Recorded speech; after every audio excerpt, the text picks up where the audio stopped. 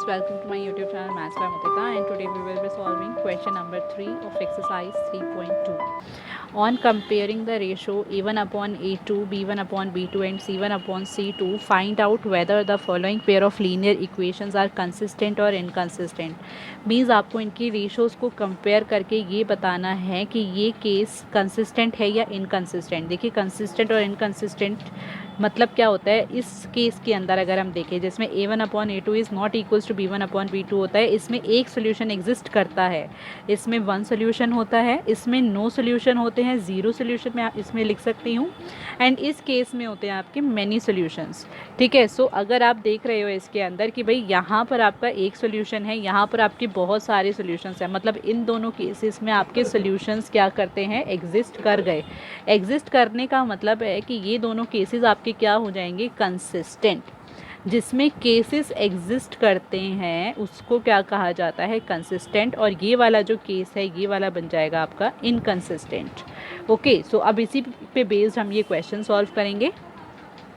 Ratio पहले compare कर लेते हैं. तो हम लिखते हैं, देखिए a1 अपॉन a2 हमारा हो जाएगा, एज यू नो x के आगे वाला क्या होता है, a1. ओके. इसमें एक चीज़ और मैं आपको बताना चाहूँगी, लीनियर इक्वेशन की जो फॉर्म होती है पहले मैं आपको वो बता देती हूँ. देखिए a1x plus b1y plus c1 is equals to 0 होता है. मीन्स जो कॉन्स्टेंट टर्म होती है या फिर सारी टर्म्स आपकी कहाँ पर होनी चाहिए, लेफ्ट हैंड साइड पर. तो यहाँ आप देख रहे हैं राइट हैंड साइड पर दो टर्म्स लिखी हैं, हम उनको भी पहले शिफ्ट कर लेंगे लेफ्ट हैंड साइड पे. तो ये बन जाएगा आपका 3x प्लस 2y, ये 5 इधर आएगा तो माइनस का 5 हो जाएगा, is equals to 0. And similarly नीचे वाली इक्वेशन में भी 2x माइनस 3y, ये प्लस का 7 सामने जाएगा तो ये हो जाएगा -7.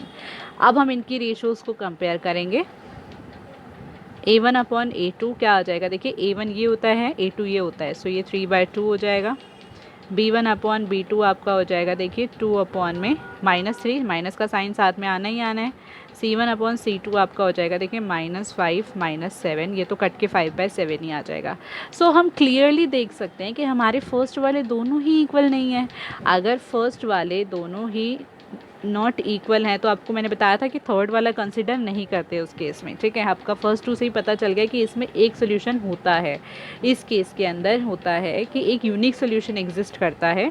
सो अगर सोल्यूशन एग्जिस्ट कर गया इसका मतलब ये क्या है, कंसिस्टेंट. सो आप लिखेंगे these the pair of linear equations are consistent.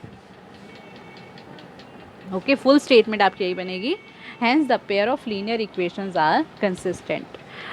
Next part में इसके अंदर भी आप देख रहे हैं ये इस फॉर्म में नहीं है, तो हम पहले इसको क्या करेंगे, 2x प्लस 3y, 8 को भी इधर ले आइए तो -8 इक्वल्स टू 0. एंड नीचे वाले में 9 को इधर ले आएंगे तो -9 इक्वल्स टू 0. साइन चेंज करना एक बहुत बड़ी और बहुत इंपॉर्टेंट चीज़ है, कुछ बच्चे ये भूल जाते हैं, तो प्लीज़ इसका ध्यान रखिएगा. सो a1 अपॉन a2 अगर हम इसमें निकालते हैं तो देखिए ये हो जाएगा 2/4. सो काट के ये आ गया 1/2.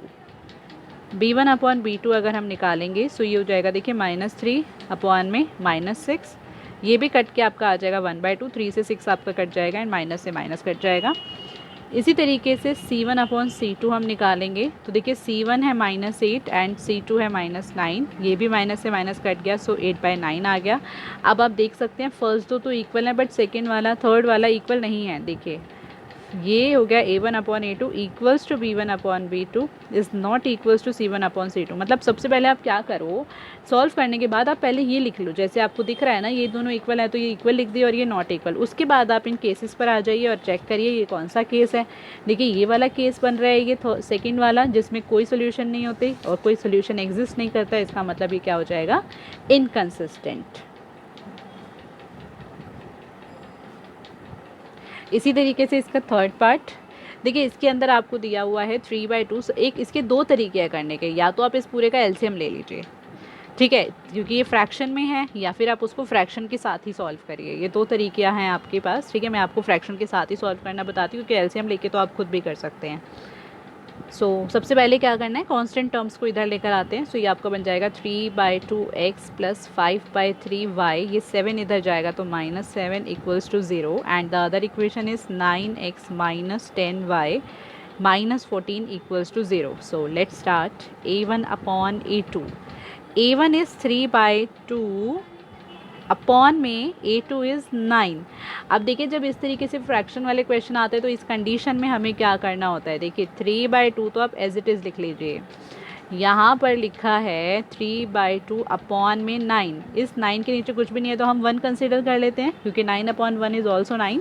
अब क्या करते हैं, देखिए जब डबल डिवीजन हो जाए इस तरीके से, यहाँ भी एक है, यहाँ भी एक है और यहाँ भी एक है, तो हम क्या करते हैं, ये वाला डिवाइड जो होता है उसे मल्टीप्लाई बना के नीचे वाले जो नंबर होते हैं, जो डिनोमिनेटर होता है उसको रेसिप्रोकल कर देते हैं, तो ये क्या आ जाएगा, देखिए 1/9।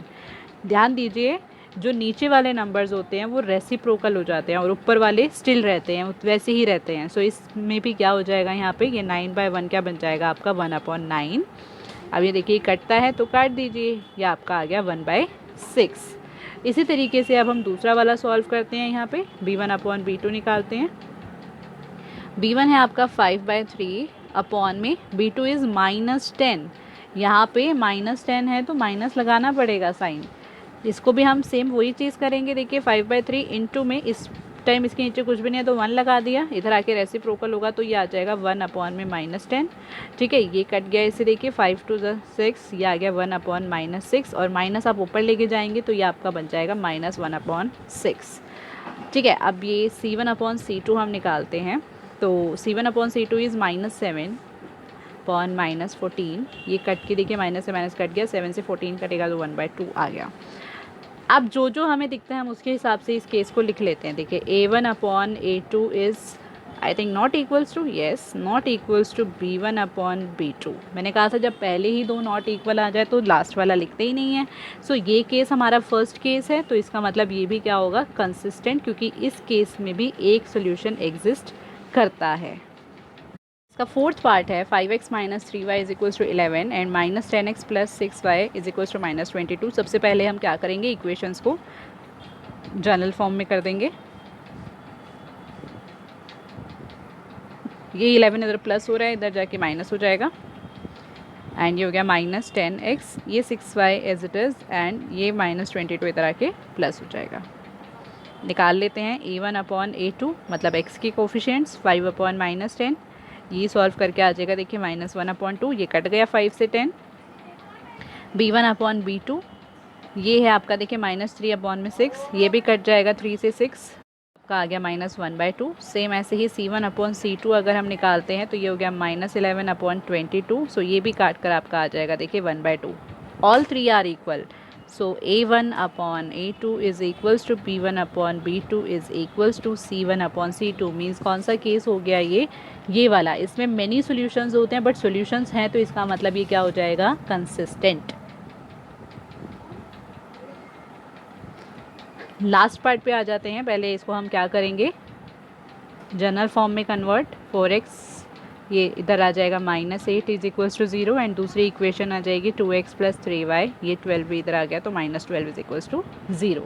अब A1/A2 अगर हम निकालेंगे तो देखिए A1 है हमारा 4/3 अपॉन में A2 है 2, तो ये भी सेम उसी तरीके से होगा। इस टाइम ये 2 है, नीचे इसके 1 लगा लोगे तो ये यहाँ पर आके रेसिप्रोकल हो गया, सो 1/2 बन गया, ये कैंसिल हो सकता है तो ये आपका आ गया 2/3। B1/B2 हम निकालेंगे, B1 इज़ 2 अपॉन में B2 इज़ 3, सो ये भी 2/3 आ गया। C1/C2 हम निकालते हैं, ये है -8 अपॉन में -12, देखिए 4 के टेबल से कट सकता है ये, 4 2 एंड 4 3 सो ये भी 2/3 आ गया। All three are equal, A1/A2 is equals to B1/B2 is equals to C1/C2, मतलब these equations have many solutions and if the solution exists then the equations are consistent.